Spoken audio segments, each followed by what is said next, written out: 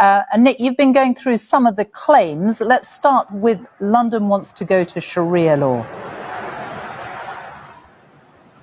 Yeah, that's right, Sophie. This was the startling claim made by President Trump today. Part of his message that immigration is destroying European countries, including the UK. We know that for the best part of a decade, Trump has attacked Sir Sadiq Khan, the mayor of London. But this appears to be the first time the president has claimed that London wants to go to Sharia law. There was this myth on the internet about 5 years ago that was quickly and easily debunked that the legal system would be moving to Sharia law. So that was then. Today, the mayor of London's office said that these comments didn't really dignify a response. They called them appalling and bigoted. And a government minister said for the record that Trump's claim was false. What about climate change? The president said it was the greatest con job ever.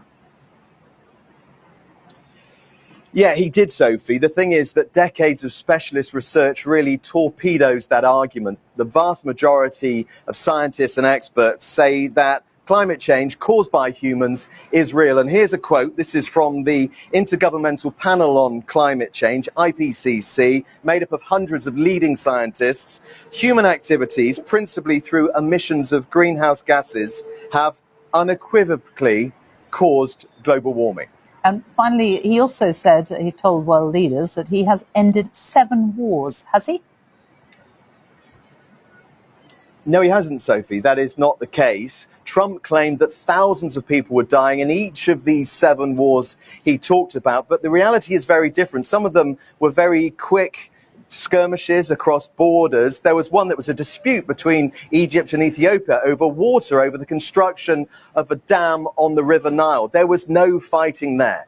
President Trump says he deserves the Nobel Peace Prize, but the war in Gaza continues, as to the war in Ukraine, which, of course, Mr. Trump said he could end in just 1 day, Sophie. Nick, thank you. Well, Sarah Smith is still with us, as you just saw. Sarah, how did this address to the United Nations go down?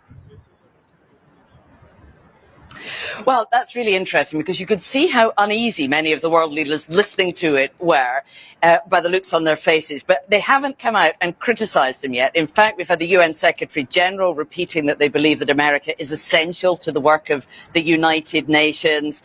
Ursula von der Leyen from the European Union, for instance, has said she agrees with Donald Trump about Europe's need to end its reliance on Russian oil. I mean, Donald Trump came here 7 years ago and bragged about his achievements in office, and the people listening to him actually laughed at him. It was a humiliating moment for him, but things have changed so much. Nobody dares do that.